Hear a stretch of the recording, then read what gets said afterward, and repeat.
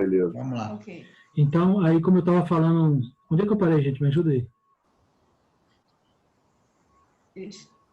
Falando sobre... Áquila e Priscila. Áquila e Joia. Priscila. Áquila e Priscila. Então, Áquila e Priscila marcam aí, né, essa ideia de que a igreja começa na família, começa na casa da gente, né, Roma não permitia templos, eles então não deixam de ser igreja por causa disso, e a gente começa, e talvez a gente tenha algo muito importante para pensar. Será que não está na hora da gente voltar à nossa origem um pouquinho e transformar o nosso sacerdócio para dentro de casa, não só pensando em nossas famílias, mas pensando naquelas pessoas que talvez nunca vão entrar no templo, né? Mas nem por isso elas precisam deixar de ser igreja. Então a gente tem que pensar um pouquinho nisso. Então, a gente vê na comunidade primitiva que as igrejas eram nas casas em função disso, né?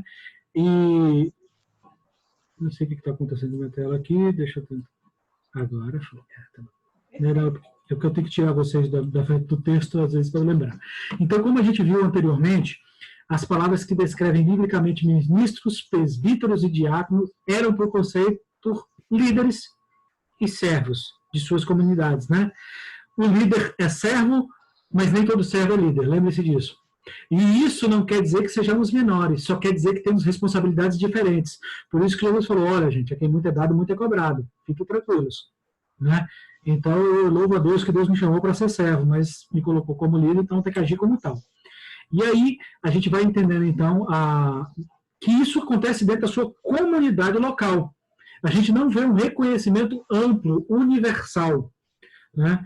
Então, por exemplo, dentro do contexto cristão, eu sou líder na minha igreja, isso não quer dizer que eu seja líder na sua igreja.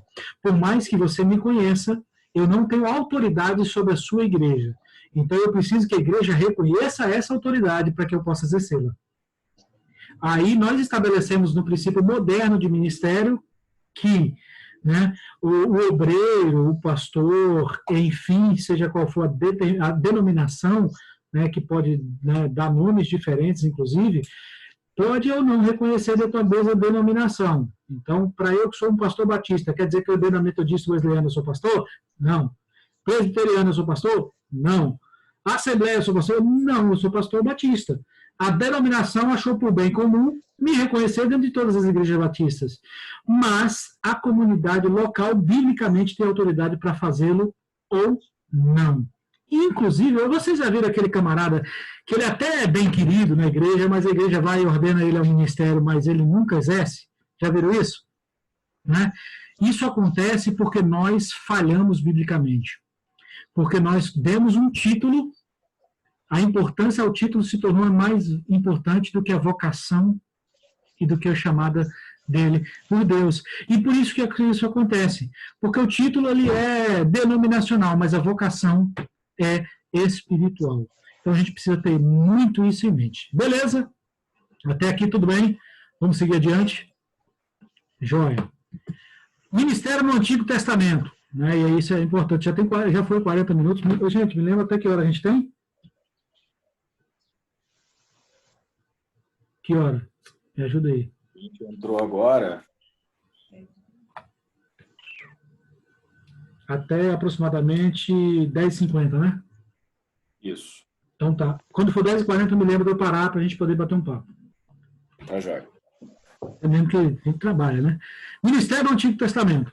De forma gente, isso é sensacional, porque eu falei do sacerdócio de Cristo, que foi a pergunta que me fizeram semana passada, não me lembro, acho que foi o seu Wagner que fez, né? Não, foi a Dona Rosário, não me lembro. Mas no Antigo Testamento, foi o ministério da segunda ordem de Melquisedeque, que eu falei, né? Que Cristo é o ministério completo, integral. Ele é o único que cumpre, porque ele precisava cumprir toda a lei, nele se cumpre toda a lei.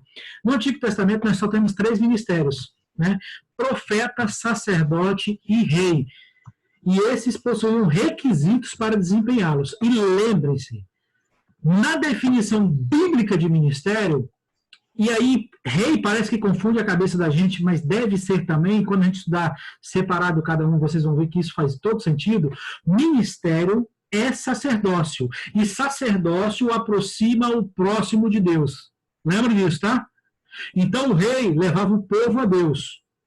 O profeta, ele profetizava ao rei e ao povo. Então ele levava o rei a Deus e o povo a Deus. Né? E o sacerdote, ele levava as demandas do povo diante de Deus. Cada um tem bem definido, a gente vai falar sobre eles. Então, após a saída de Israel do Egito, a revelação da lei, o agir de Deus na humanidade, ficou praticamente restrito aos israelitas. Deus para de se manifestar fora do povo de Israel, ele escolhe o povo de Israel como seu povo escolhido, e agora ele estabelece nesse povo escolhido os 3 ofícios, né? Sacerdote, profeta e rei, ou profeta, sacerdote e rei, como você quiser a ordem aí. Então, esses ministros eram chamados ungidos, e aí eu volto a explicar o sentido de unção. Né? Unção é a tradução da palavra hebraica massá, que significa derramar óleo. Unção era o símbolo da capacitação do Espírito para ministrar. E o que é ministrar? Levar as pessoas a Deus. A restrição do agir de Deus era, na antiga aliança, né, devia-se ao fato do Espírito atuar plenamente somente após Jesus delegar. Para aí. No Antigo Testamento, a gente tem a manifestação do Espírito como? O Espírito vem sobre o indivíduo, cumpre o seu papel e o deixa. No Novo Testamento, o indivíduo vem, o Espírito vem sobre o indivíduo e agora não o deixa mais. Por quê? Porque só depois da vinda de Cristo é que o Espírito passa a habitar em nós. No Antigo Testamento, a gente vê a diferença. E aí a gente lembra da palavra massá, unção, derramar óleo. Lembra que eu falei lá na semana passada? Quais são os 4 tipos de unção? Apertei vocês, a obrigação de saber. Vocês sabem tirar a aula, eu expliquei, não é possível. Vou explicar de novo, vamos lá, podem ficar tranquilos aí. Não vou falar o nome de vocês não, para ninguém se fechar. A gente tem a unção do sacerdote, onde um outro sacerdote unge. A gente tem a unção do profeta, e quem unge o profeta? O sacerdote, só o sacerdote pode ungir. Lembrem disso. E tem a unção do rei, onde o sacerdote vai ungir rei. E a gente tem um 4º ponto no Antigo Testamento, que também é unção, que é a unção no único e exclusivo momento, que é a unção dos utensílios do tabernáculo. E mais tarde passam a ser do templo. Né? Obrigada, Rosário caiu aí e voltou, né? Tira lá dizendo wait room, que aí todo mundo entra se cair. Então a gente tem essa questão. Agora, tem uma 5ª questão que eu lembrei, né? Que é a unção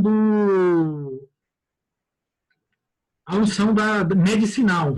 Então nós temos, só que quando a gente está falando de unção, de massagem, de derramar óleo, é capacitação do Espírito para ministrar. Só que no Antigo Testamento a unção tem sentido de autoridade. Por isso que eu falei do levantar as mãos, do impor as mãos, dar autoridade. Né? Então a unção no Antigo Testamento é substituída pela imposição do Novo Testamento, a imposição de mãos.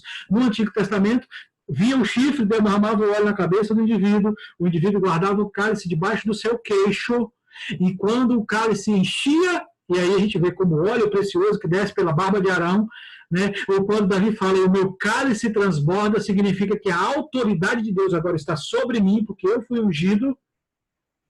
Ou quando a gente vê Elias falando, ele me ungiu para anunciar, né, o ano aceitável do Senhor. E aí a gente começa a perceber, então, que a unção é a autoridade. Unção não é um negócio que a gente sente arrupiar o cabelo e... não, unção não é nada disso. Unção é autoridade, e autoridade espiritual. Embora ela seja feita em praça pública, embora ela seja feita diante do povo, porque o povo precisava reconhecer aquela autoridade, ela vinha de Deus. Tranquilos? No resumo, pegou? Então a gente vê que na antiga aliança, né, a gente tinha isso, mas agora na nova aliança a gente tem o Espírito que vem sobre nós, então a gente já não derrama o óleo, porque o Espírito foi derramado. A gente agora dá autoridade à pessoa na igreja local com a imposição de mão. Então, simbolicamente, os ofícios veterotestamentários apontavam para Jesus, que cumpriu em si, de forma plena, os 3 ministérios da antiga aliança, e a gente vai ver uma síntese aí dos 3 ministérios do Antigo Testamento. Então, o profeta, né, o ministério profético, o profeta era o representante de Deus junto ao povo. E aí tem essa diferencinha, essa diferença de palavra muito legal. O profeta representa Deus diante do povo e do rei. né? Então, ele recebe a profecia, a visão do Senhor e transmite a Israel. O profeta é porta-voz de Deus. Lembra dessa visão? O profeta, aquele que fala de Deus ao povo. Então, ele sempre tinha uma mensagem de repreensão ou de consolo. E, muitas vezes, profecias. Nós vamos lá em Isaías 61, 1 e 2.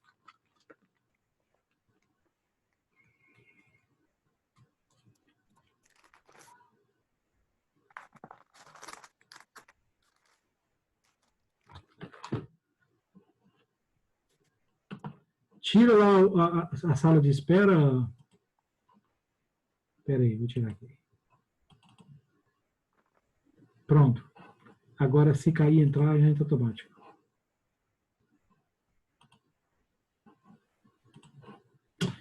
Isaías. Cadê? Me perdi.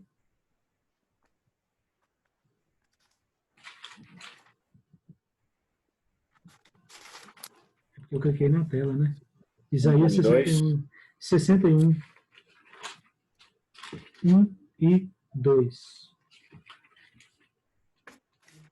O Espírito do Senhor está sobre mim, porque o Espírito me... Eu acabei de citar o texto, né? Me ungiu para pegar boas novas às mãos, enviou-me a restaurar os contritos de coração e a proclamar liberdade aos cativos e aos presos abertura de prisão. Palavra de consolo. Verso 2, a proclamar o ano aceitável do Senhor e o dia da vingança do nosso Deus, a consolar todos os tristes, né?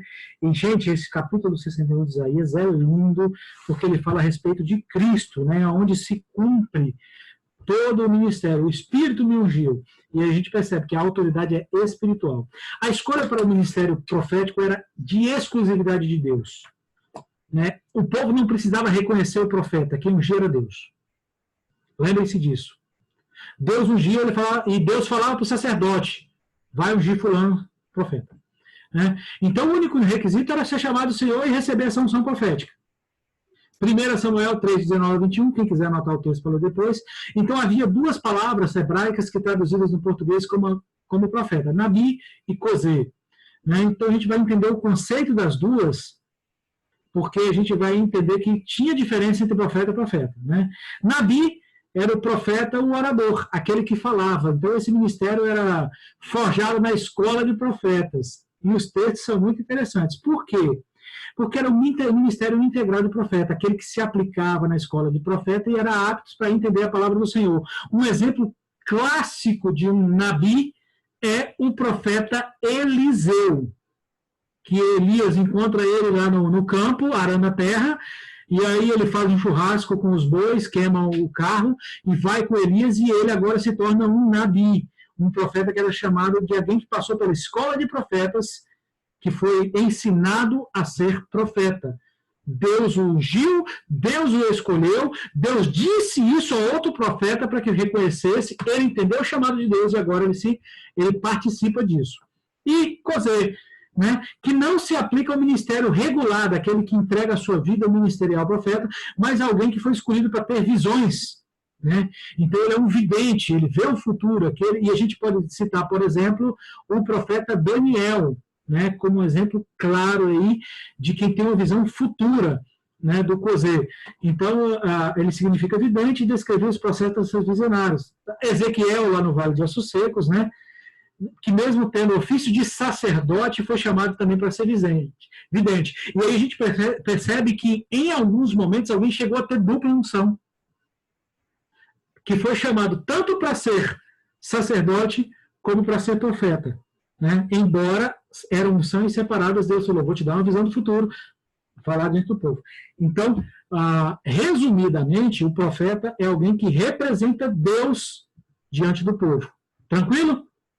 Sacerdote é alguém que representa o povo diante de Deus. Né? Então, diferente do profeta, que aí já estava até escrito, né? Diferente do profeta que representava Deus diante do povo, pausa, eu esqueci de fazer a pergunta clássica. Tranquilos até aqui, gente? Joinha do Dudu. Pode habilitar o áudio aí para ouvir vocês. Alguma dúvida? Alguém quer acrescentar alguma coisa? É o tempo que eu tomo um gole d'água. O café acabou.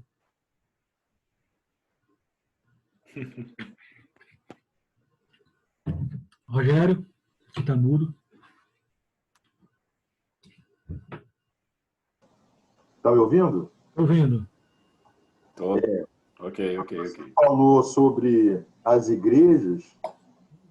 Como o Império Romano ele era muito, na época, era o maior, né, da Ásia, então, ele, como sendo conquistador, vários povos foram ficando no mesmo lugar, né, e várias religiões pagãs foram se misturando ao que depois viria a ser a católica. Então, se reunir em casa, às vezes até para cultuar Baal e outras culturas, talvez tenha misturado um pouquinho desse veneno com o povo judeu, que já estava mais distante ainda de Deus e viam nos povos pagãos, junto com outros povos, aí essa mistura toda.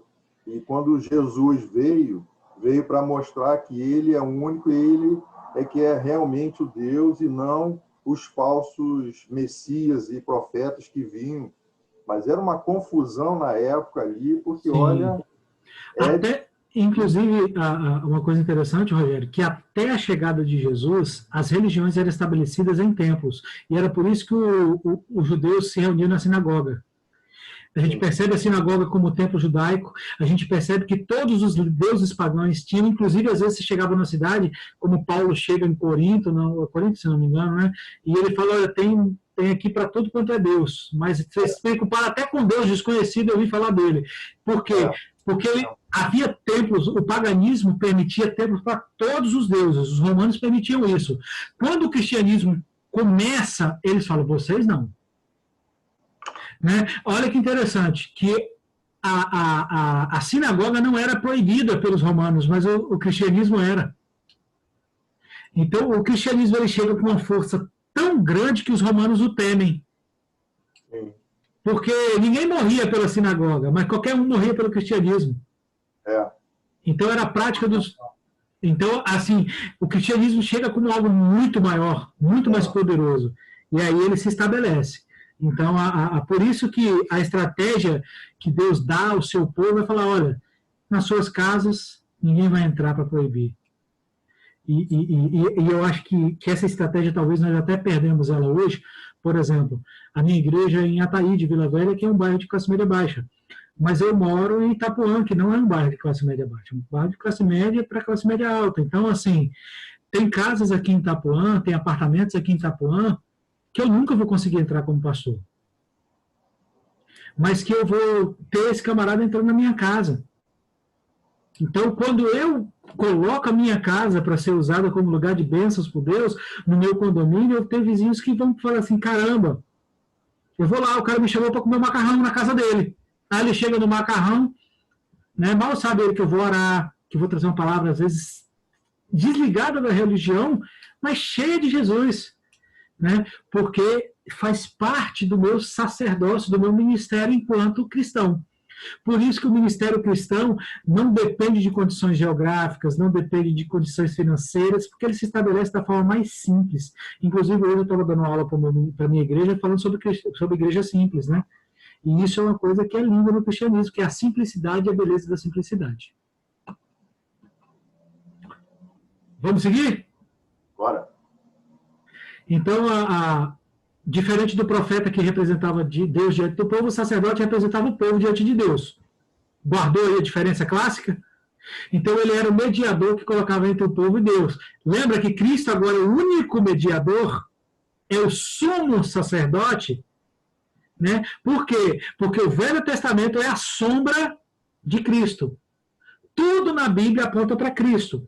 Então, a condição legal para o sacerdote era ser levita, da linhagem de Arão, e qualquer um que não fosse descendente de Arão era excluído do sacerdócio. Tem os textos bíblicos que apoiam essa ideia, anotem-os e leiam-os depois, por favor. Aí a gente percebe a diferença entre o profeta. O profeta podia vir de qualquer lugar, o sacerdote não. Deus estabeleceu regras. Né? Então, era a função do sacerdote oferecer sacrifícios, abençoar o povo, realizar ritos de festas e ensinar a palavra ao 4 funções do sacerdote. O ministério do sacerdote era a função oferecer sacrifício, abençoar o povo, realizar ritos de festas e ensinar a palavra ao povo. Lembra, princípio básico de uma religião, guarda isso no coração pro resto da vida. Toda religião tem um rito e tem um mito. Se tem rito e tem mito, é religião. Jesus estabeleceu uma religião e não tenha medo de dizer isso. Quando Jesus fala, batizai, quando Jesus fala, fazer isso em memória de mim a respeito da ceia, é rito. Então, o cristianismo é, sim, uma religião. Não pense, cristianismo não é uma religião, é uma filosofia de vida. Isso não é bíblico. Então, a gente precisa trazer o poder da palavra de Deus, a compreensão da palavra de Deus, à nossa mente e ao nosso coração. Outro dia, uma pessoa perguntou, pastor, cristianismo não é religião. Eu falei, peraí. Você é teólogo, queridão? Eu falei, sou. Qual o princípio de rito e mito? Qual o princípio de religião? Explica para mim aí. Eu não estou entendendo a sua pergunta. Eu falei, isso mestrado em teologia, tá, gente? Eu falei, toda religião é baseada em 2 coisas, o rito e o mito. Certo? Certo. Jesus estabeleceu 2 ritos, batismo e ceia, como também estabeleceu o ID, para mim a ordenança é rito do mesmo jeito. Mas eu vou me focar nos ritos. Não estabeleceu 2 ritos? Estabeleceu. Então ele estabeleceu a religião. Acabou. Não tem conversa. Aí ele parou, tomou um susto assim, não, mas eu estou falando, eu falei, não, você quer levar para o sentido filosófico, eu não aceito sentido filosófico, porque para mim é sentido bíblico. Então a gente tem que trazer a palavra de Deus é um leão, lembre-se disso, o leão você não defende, o leão você solta. Defende, leão, despedaça todo mundo aí que está todo em paz. A gente precisa trazer ao nosso coração que Bíblia é suficiente. Por isso que o exercício do sacerdote era ensinar a palavra ao povo. Então, o sacerdote era aquele que representava o povo diante de Deus, e isso ficava claro em suas vestes, ele se vestia diferente. E era também aquele que consultava a Deus quando o povo tinha dúvidas. Êxodo 28:30, 28:8, e vamos abrir o Levítico 8:8, porque Êxodo está fácil de achar.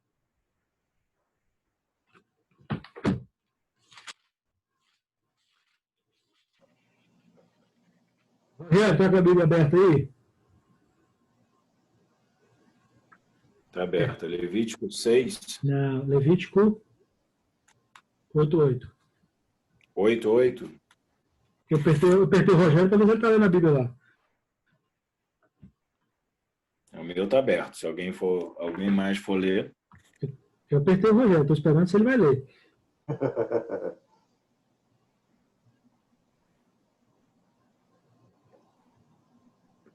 Aí, pegar.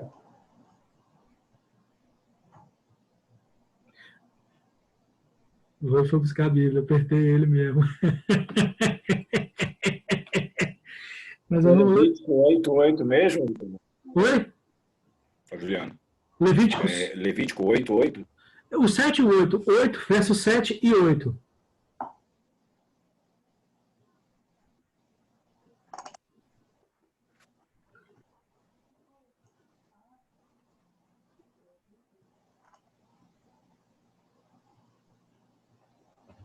Ok. Aí fez sentido. Só o 8 não faz sentido. Não, é porque o 8:8 fala... É porque tem 2 palavrinhas que eu vou explicar. Teólogo tem que explicar. Não, tranquilo. Obrigação do teólogo é saber essas 2 palavrinhas aí.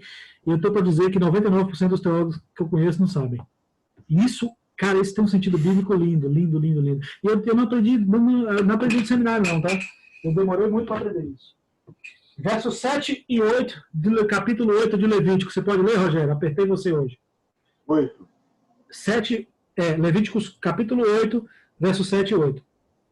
A ordenação de Arão e de seus filhos. Vamos para o 8. Isso. Isso. Versos 7 e 8.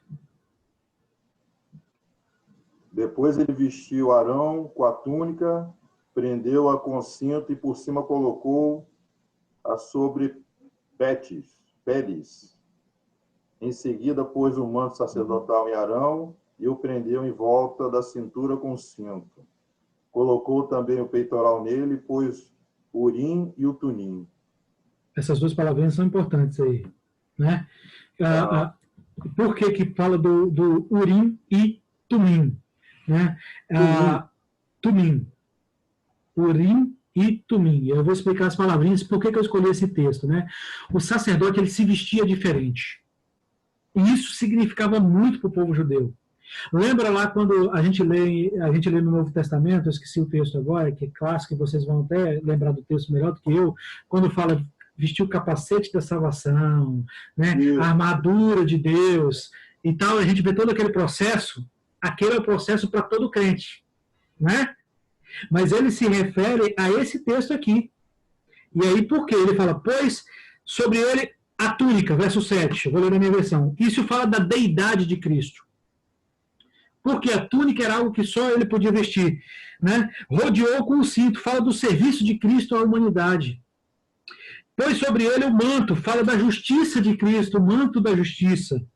Pôs sobre ele o éfode, que representa a força, né? E o rodeou com o cinto do éfode e ajustou com ele. Ou seja, tipifica a obra do Espírito na vida de Cristo. Pastor, onde é que está isso? Pausa, guarda o texto. Lucas 4, 18 e 19, eu vou ler para vocês. Dê esse dedinho aí. Lucas 4, 18 e 19. Está aqui. Por isso que eu pedi para você não perder o texto. O Espírito do Senhor é sobre mim, e ele me ungiu, pois me ungiu para evangelizar os pobres, enviou-me a curar os quebrantados de coração e a apregoar a liberdade aos cativos, restaurando vista aos cegos e pondo em liberdade os oprimidos, e a anunciar o ano aceitável do Senhor. O Espírito do Senhor me ungiu. E aí fala da cobertura do manto. E aí, no sentido judaico, a palavra tem sentido, no sentido em português a gente traduz como qualquer coisa, nosso idioma é muito pobre, né? Mas o judeu não fala qualquer palavra de qualquer forma. E aí a gente percebe que aqui em Levítico era a sombra do que Cristo seria. Ele fala, o Espírito me ungiu de autoridade. E aí está falando do sacerdócio de Cristo, percebe? Aí ele fala, pôs em cima de mim um peitoral. Então, visto que o peitoral era colocado sobre o coração do sacerdote. Então, isso tem a ver com o amor de Cristo que motivaria ele a entregar pela humanidade. E aí ele fala, e pôs o Urim e o Tumim. E as duas palavras significam, Urim e Tumim significam luz e perfeição. Que tem a ver com o quê? Com a condução do Espírito. E depois, no verso 9, ele vai falar sobre mitra, sobre a cabeça, e aí vai falar sobre a autoridade, que a mitra, ela representava a autoridade. E aí a gente vê falando que Cristo é o cabeça da igreja, Cristo é a autoridade da cabeça. E para os judeus falava, Cristo é o mitra da cabeça. Percebe? Então, assim, a gente falta 10 minutos, o relógio me avisou aqui. Então, percebe que o sacerdote, a riqueza de detalhes, né, do seu ministério, e a gente empobrece tanto a Bíblia, a gente empobrece tanto a palavra de Deus, que tem hora que eu falo assim, Deus tem misericórdia de nós. Não é? E aí eu vou deixar o ministério... Não, vou dar tempo do ministério real, vai dar tempo. Então, o ofício real, que ele é mais curto, vamos lá, era de administrador, governador, líder militar e árbitro final. Guarda essa palavra. O rei é juiz. Ele vem para julgar. Então eram as obrigações reais, ser chefe de Israel. Ao monarca pertence o trono pertence ao monarca, lembre-se disso. Reino e domínio sobre o povo. Entendeu a quem pertence o trono hoje no cristianismo? Entendeu a quem pertence o domínio sobre o povo? Quem domina sobre nós é Jesus. Então, como símbolo do rei eterno, esperava-se de um reinado com total justiça, porque ele era juiz. Mas a principal do rei era influenciar, olha, a principal, guarda isso no coração, gente, isso é lindo. Aleluia, papai. Era influenciar o povo a adorar o Senhor e buscar a sua palavra. Por isso que você vê que depois de Salomão, é um rei bom, rei mau, rei bom, rei mau, mas os principais reis bons eram aqueles que levavam o povo de volta à adoração. Então, muitos avivamentos espirituais surgiram a partir de reis voltados ao Senhor, por exemplo, Davi, Ezequias e Josias. Gente, leia a história de Josias. Josias foi profetizado 700 anos antes, 1.300 anos antes, não me lembro agora. Antes do seu nascimento, ele foi profetizado que nasceria um rei que seria chamado de Josias e que ele levaria o povo de volta à adoração. Leiam a história de Josias, pesquise isso na Bíblia. Eu até preguei sobre isso alguns dias atrás. Se eu achar lá no canal da igreja, depois eu disponibilizo para vocês no grupo. Então, o requisito para ser rei de Israel, lembra? Para ser sacerdote da linhagem de Arão, né? Da tribo de Levi. E para ser rei, era da linhagem de Davi e seus descendentes. Percebeu? Deus é meio exclusivista. Você pertence só a ele, eu não amo mais ninguém. Em resumo aí, então a gente tem os ministérios de Jesus, profeta, sacerdote, rei, mas eu não vou falar sobre isso, porque a gente tem muito para falar sobre o ministério de Jesus. E se eu entrar no ministério de Jesus agora, meu irmão, o caldo é grosso e nós não aguenta tudo de uma vez. Beleza? Vamos lá? Beleza. Até aqui nos ajudou o Senhor. E eu sempre gosto. Alguma dúvida até o momento? Quero ouvir vocês.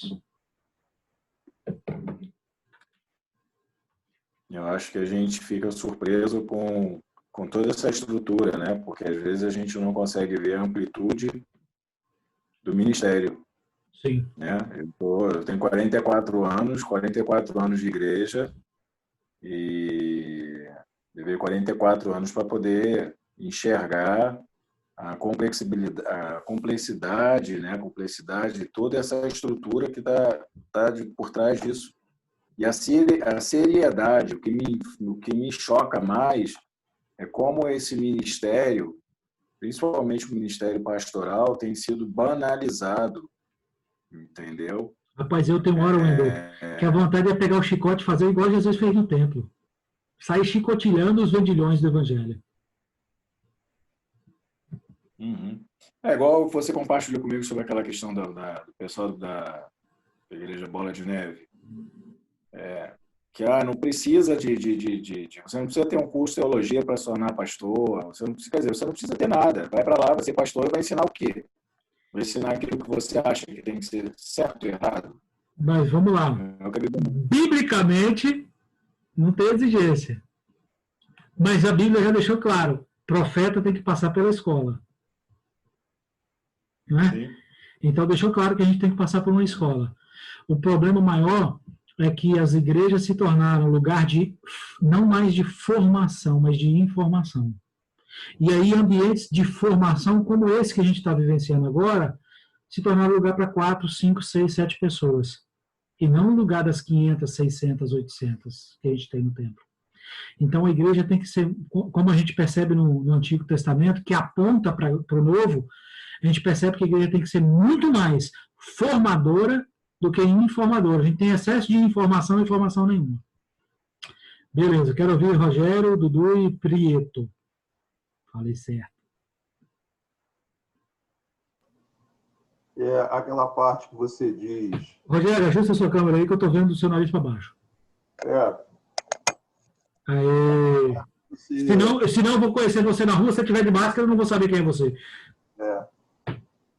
Sobre o sacerdote, quando a gente entra no Novo Testamento e Jesus vem e confronta Caifás, quer dizer que eram coisas que não vinham do coração dele, se afastavam de Deus, coisas mundanas. Então, eu acho que isso está confundindo muitas igrejas hoje, as pessoas estão misturando seus valores, as pessoas não se conhecem, buscam valores que elas mesmas não sabem como elas são e como vão entender essa mensagem. E tem algumas igrejas que confundem mais ainda essa cabeça com a sua vida confortável do mundo, mas com o que Jesus prega, que nada disso você vai levar, você vai ter riquezas no céu, e que você tem que abrir mão e pensar mais no próximo, mas as pessoas não querem abrir mão do seu conforto, do seu carro, do seu dinheiro, das suas viagens. A casa do outro é sempre melhor. Então, isso causa uma confusão muito grande. E o problema que eu vejo central é que os valores estão completamente distorcidos, né, mundanos. Eu até estava conversando com o pastor Marcelo a respeito disso. E as igrejas não tá conseguindo chegar nas pessoas que buscam a Deus porque não querem abrir mão do seu conforto.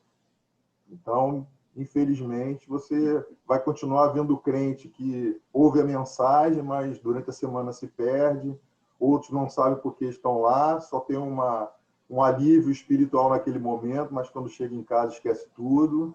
Só por tradição, né? Só por consciência, e vou limpar minha consciência, cumprir meu papel com Deus. Muita igreja, muita falação, mistura com política. Tem um texto em Coríntios que eu acho lindo, quando o apóstolo Paulo, lá em 1 Coríntios 16, se não me engano, ele fala o seguinte: se a nossa esperança é somente para este mundo, somos os mais miseráveis de todos os homens. E ele falou, olha, vocês estão assim, gente. E não é um problema da igreja moderna, é um problema da igreja de sempre.